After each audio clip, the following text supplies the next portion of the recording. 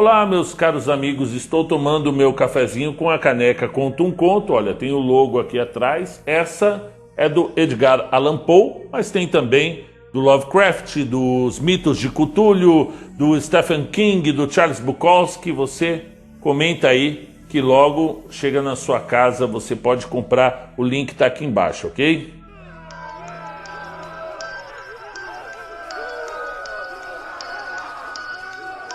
Até porque, mesmo no fim, manteremos as portas abertas com horários especiais.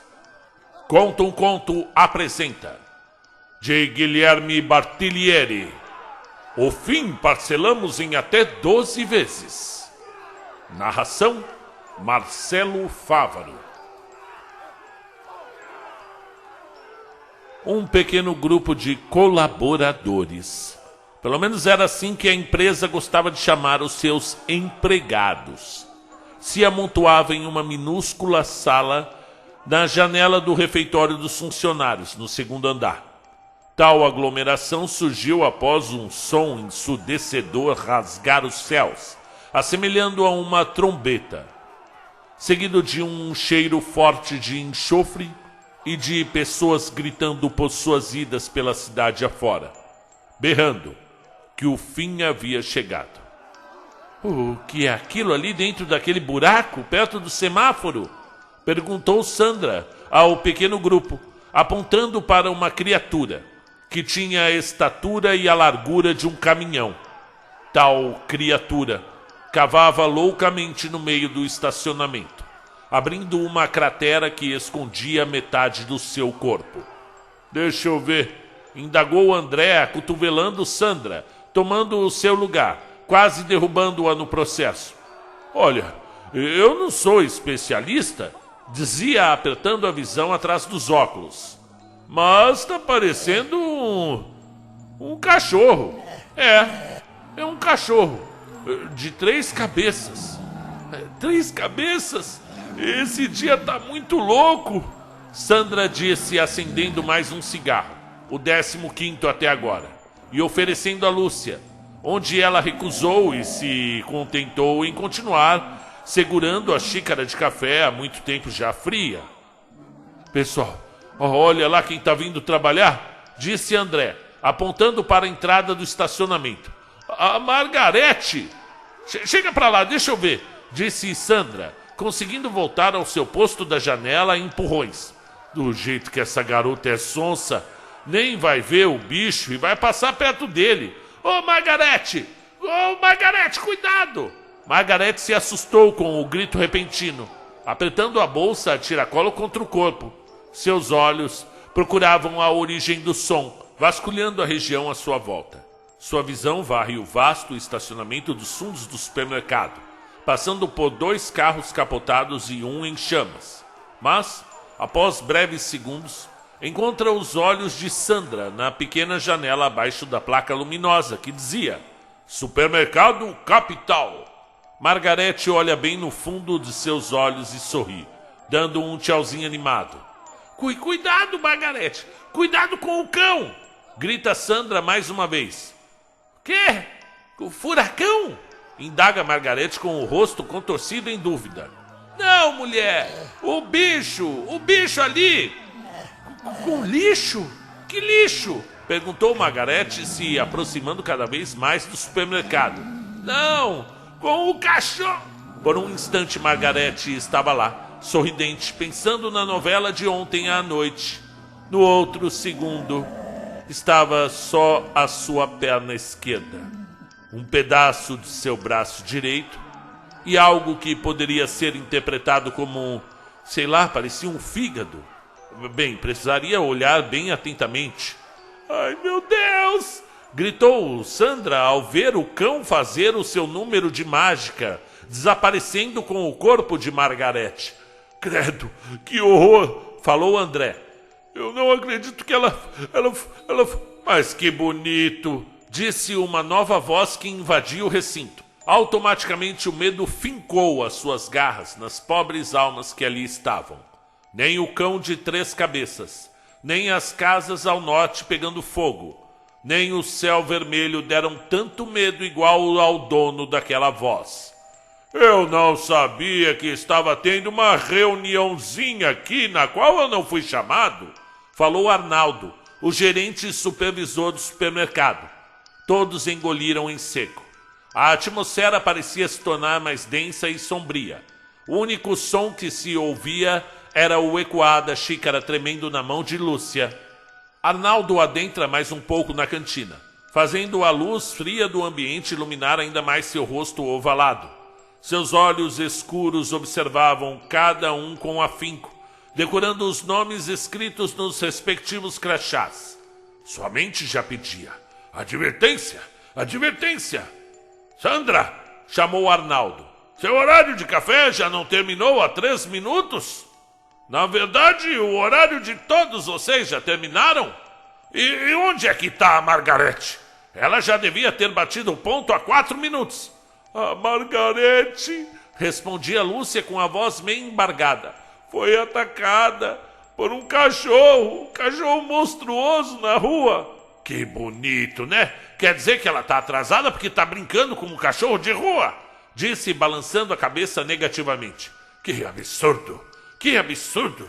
Se ela não quer um emprego, tem muitas pessoas lá fora que matariam para ser uns de nossos colaboradores. Colaboradores! Mas chega de papo. Todos vocês podem fazer a gentileza de descer e começar a trabalhar agora, disse, tentando soar de maneira acolhedora e terna. Algo que não deu certo.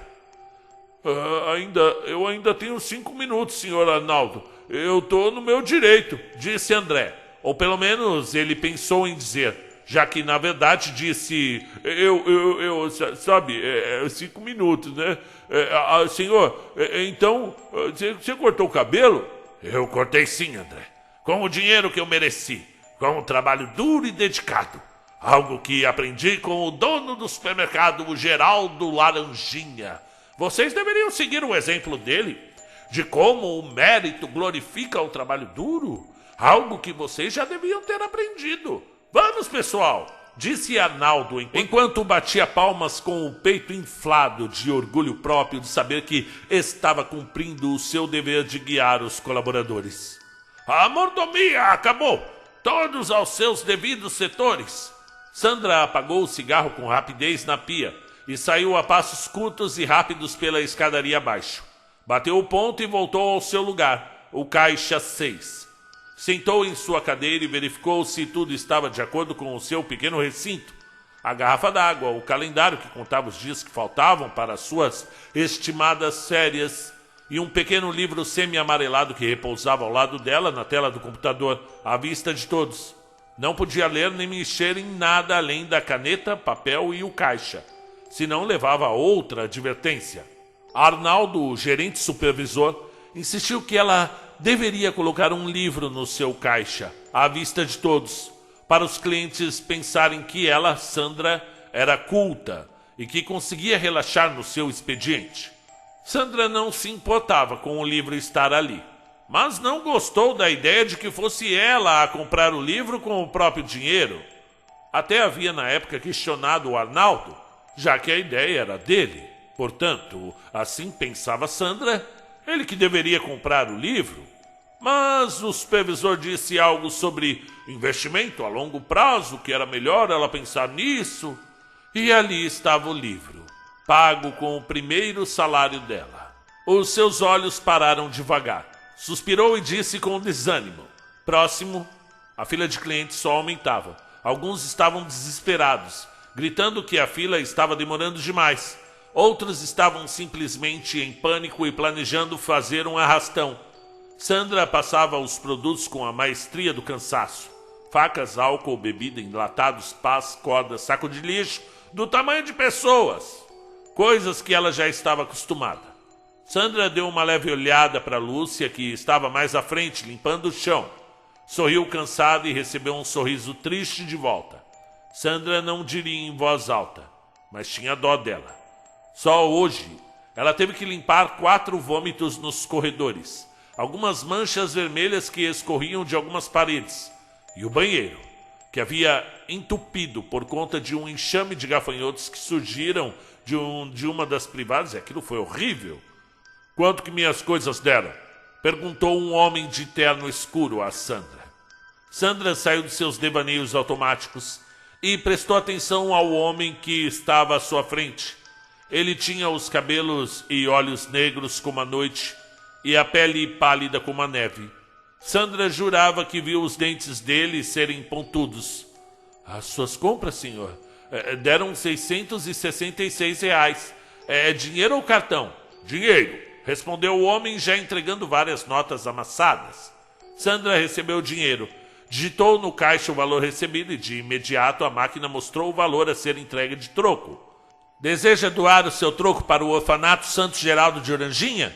Porque com o seu troco as crianças, dizia Sandra já no piloto automático, todo o roteiro que a diretoria obrigava, através de ameaças psicológicas amorosas, aos colaboradores a dizer. Sandra desconfiava da existência do tal orfanato, pois certa vez indagou com o gerente supervisor sobre este santo que nunca havia ouvido falar. O gerente disse que tal santo viveu no século X e ele era o santo protetor dos trabalhadores, dos supermercados e mais recentemente dos lava-jato. Como ousa? Disse o homem irado. Os ventos invadem o supermercado. Cheiro de enxofre exalava pelo corpo do homem. A caixa de Sandra sacudia e tremia com vigor, fazendo algumas moedas pularem para fora, rolando no chão, se perdendo nesse processo. Isso começou a deixar Sandra nervosa, já que os centavos perdidos seriam descontados do salário dela com correções de juros.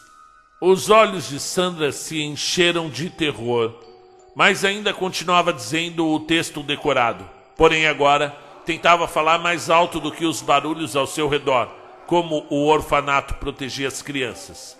Por um segundo, Sandra olha o seu calendário, pensando nos dias que faltavam para sua folga. No outro segundo, sua cabeça explode em labaredas infernais, fazendo o seu corpo entrar em combustão. Lúcia observou toda essa cena se desenrolando com o estregão e o coração na mão. Ela não pensou duas vezes e gritou, a plenos pulmões, correndo em círculos, e ainda com o estregão na mão. Que bicho te mordeu, Lúcia? Perguntou Arnaldo, alarmado, tampando os ouvidos com as mãos e gritando enquanto se dirigia a ela. A Sandra, berrou Lúcia. Eu vi ela pegando fogo. Ah, não! Quer apostar que ela vai trazer outro atestado médico? Disse Arnaldo, fazendo Lúcia parar e o encarar. Que absurdo! Vai ser o segundo esse ano. Mas já avisa que só aceito atestado dessa vez de um dos nossos médicos credenciados. Tipo o Dr. Cláudio, filho do dono.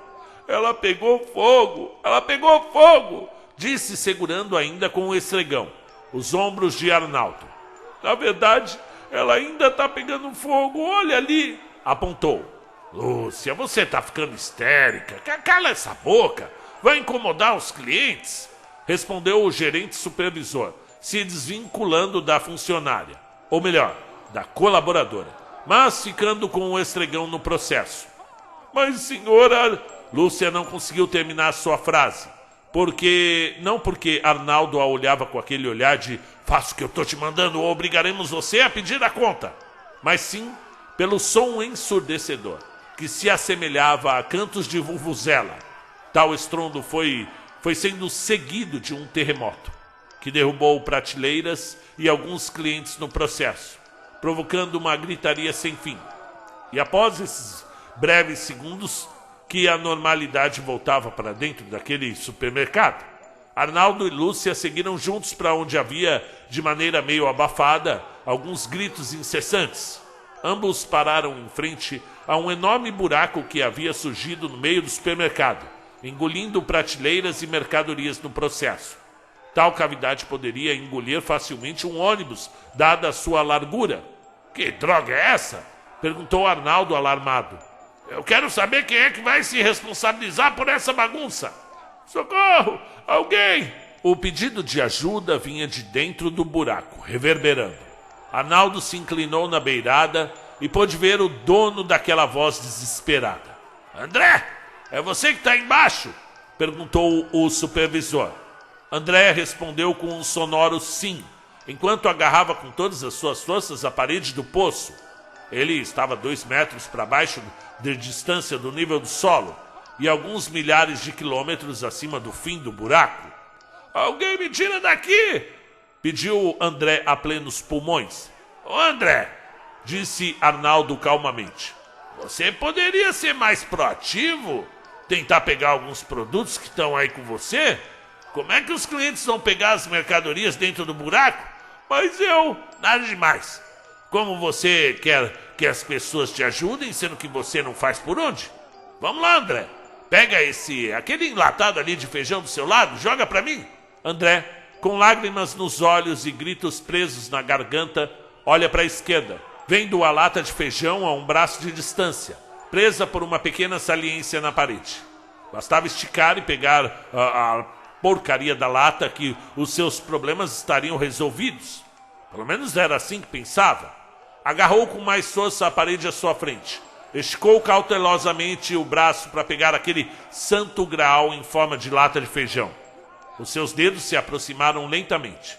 Já até podia sentir o frio do metal, quando, em um movimento rápido, ele agarra a lata de feijão, deixando as lágrimas rolarem pelo seu rosto.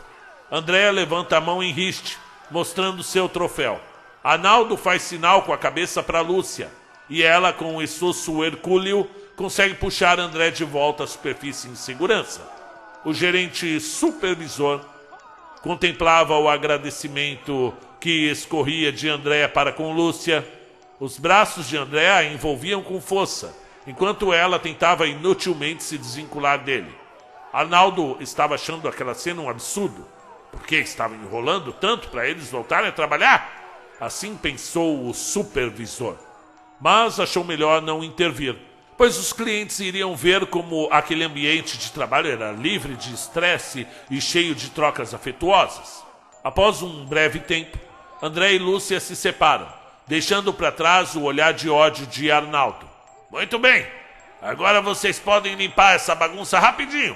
Eu não vou liberar vocês até que tudo esteja no seu devido lugar, porque vocês já sabem, né, que uma empresa feliz é uma empresa organizada. Pela 7ª vez naquele dia, um enorme estouro ecoou dentro do supermercado, sendo seguido por um terremoto, só que dessa vez mais forte que todos os outros.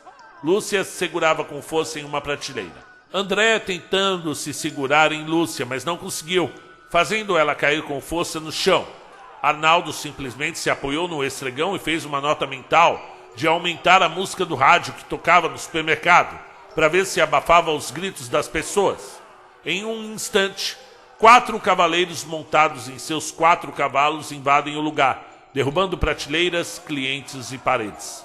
Nada podia parar aqueles seres, nem mesmo André, que estava exatamente no rumo da cavalgada. André nem sentiu quando seu corpo virou uma pasta rosa e nem os 4 cavaleiros se importaram também. Partindo para longe, saindo do supermercado.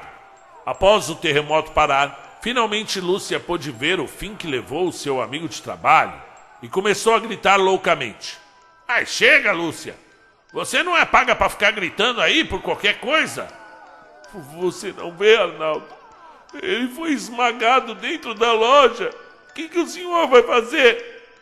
Foi uma fatalidade.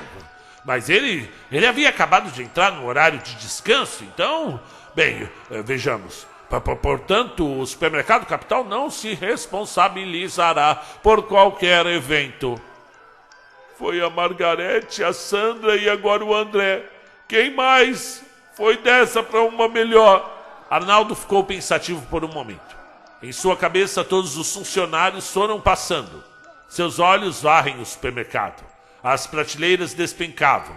Produtos rolavam o chão afora. Clientes corriam perdidos pelos corredores e alguns até pegavam fogo. Carrinhos obstruíam as passagens. E o pior de tudo, não havia ninguém no caixa, exceto Sandra, que ainda estava lá em chamas. Os olhos de Arnaldo se fixam em Lúcia. Ele sorri e joga o estregão dela no buraco sem fim. Parabéns, Lúcia! Você acaba de ser promovida a atendente de caixa. Olha que oportunidade única! Disse Arnaldo em um entusiasmo que não cabia em seu peito. E o melhor ainda, você já pode começar agora. Parabéns, Lúcia. Lúcia olhou bem no fundo dos olhos do supervisor, vendo a seriedade de suas palavras. Virou a cabeça e olhou para a fila que dava a volta no supermercado. Olhou novamente para o Arnaldo e sorriu. Eu me demito, disse Lúcia antes de se atirar com gosto no meio daquele buraco sem fim.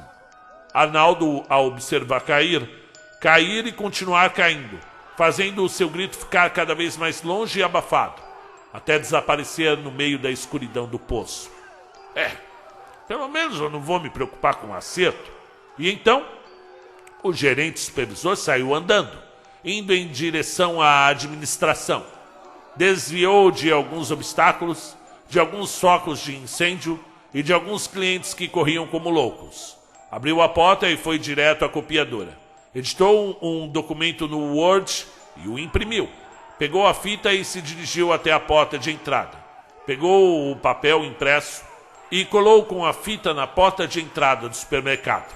Sorriu com o trabalho e contemplou por um breve momento as criaturas aladas que brigavam com espadas no céu antes de voltar para dentro, deixando o papel que dizia: contrata-se pessoas proativas que desejam crescer na empresa. Deixe o seu currículo aqui e venha ser parte da nossa família. Venha ser mais um colaborador. Atenciosamente, a gerência. E fim do conto. Muito bem, terminamos o conto. Seja muito bem-vindo. Meu nome é Marcelo Favaro, sou professor do ensino fundamental aqui em São Paulo e nas horas vagas trago essas histórias para vocês. Primeiro vamos falar aqui do escritor. Ele mandou um e-mail para mim. Bom dia, Marcelo, tudo bem? Meu nome é Guilherme Battilieri, espero que consiga pronunciar certo. Tomara, né, meu amigo, não me mate se eu não conseguir, mas pelo que eu entendi é Battilieri mesmo, não é? Tenho 24 anos e moro em uma cidade chamada Formiga, não ria, em Minas Gerais. Mas por que eu iria rir? Formiga é bem conhecida, Battilieri, aqui em São Paulo. Nós sempre recebemos fotos, a gente vê no Instagram, é uma cidade muito bonita ali, próximo de, deixa eu ver, deve ser próximo ali de Capitólio, né? Daquela roteiro ali, de águas, né? A gente sempre vê, eu gosto muito de Minas Gerais, escrevi 3 livros aí da Encruzilhada das Almas, sou um fã do seu estado, e Formiga é uma cidade bastante conhecida. Então é isso aí. Este não é o primeiro conto que eu envio para você. O outro que eu havia enviado foi até narrado, onde ficou fantástica a sua narração. Eu puxei aqui, a princípio eu não lembrei. Até foi difícil eu achar o conto, porque eu digitava Guilherme e não conseguia encontrar. Aí eu fui pelo sobrenome e achei A Casa Mal Assombrada, com os espetaculares personagens que você criou, o Simons e Berg. Aliás, esses 2 personagens me influenciaram muito. Primeiro, eu gostei muito da forma que você narrou, e agora, sabendo que você tem 24 anos, e na época, esse conto já tem uns 2 anos, já devia ter 22, cara, eu adorei a forma que você narrou e o senso de humor que você tem. Você tem um belíssimo senso de humor, viu, Guilherme?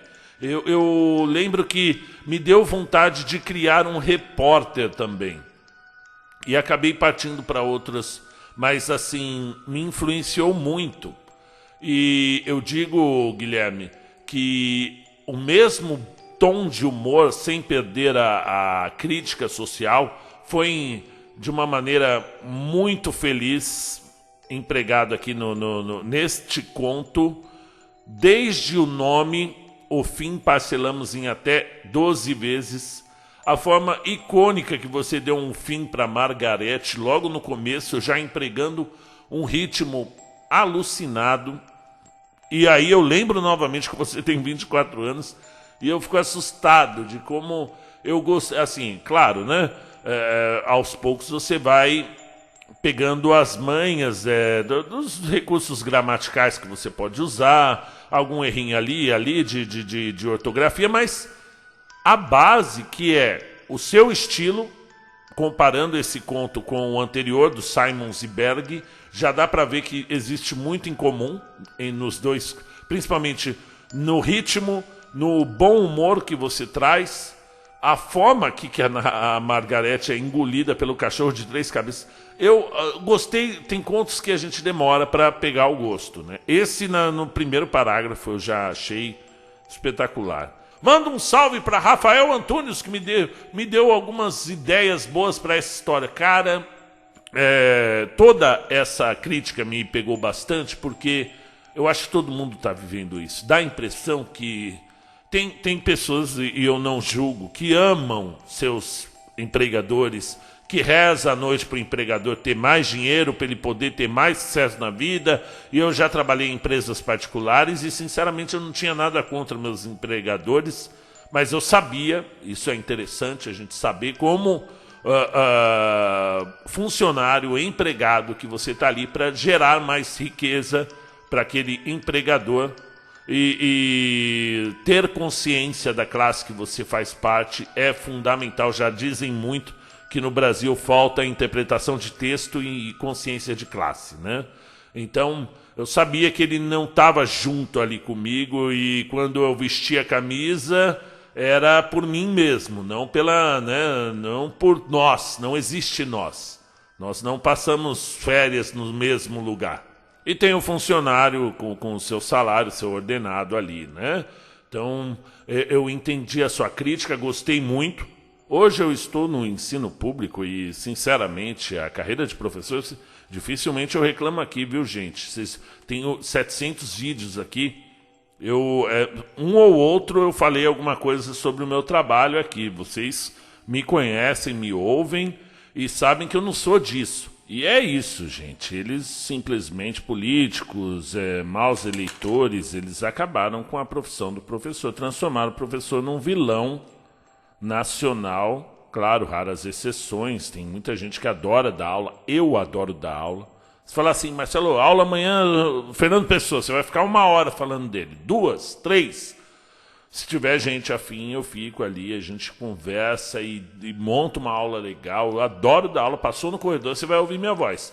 Mas quando o cara coloca 42 alunos numa sala de aula, e nem todos estão afim, né? E você tenta cativar todos. Eu tenho 400 alunos e eu trato cada um pelo nome. Não tem uma aula que eu entro e não... O pessoal, bom dia, como vocês passaram, fim de semana. Vou ali, nem que for para colocar a mão no ombro de cada um ali. Oi, você tá bem, filho? Tudo bem? Sou tipo o professor Helena, eu gosto de tratar bem os alunos, né? Não sou aquele professor do Pink Floyd lá do... Bom, de toda forma... As condições são degradantes na maioria dos casos. O volume de uma sala de aula ultrapassa os 90 decibéis e 12 aulas todos os dias, que geralmente um professor precisa dar para manter uma casa com 2 filhos, precisa ter um carro para ir de uma escola para outra. Eu dou aula em comunidade. Elas nem sempre são atendidas de uma para outra com linha de ônibus, né? Tem que ser rápido, né? Que senão não dá tempo de...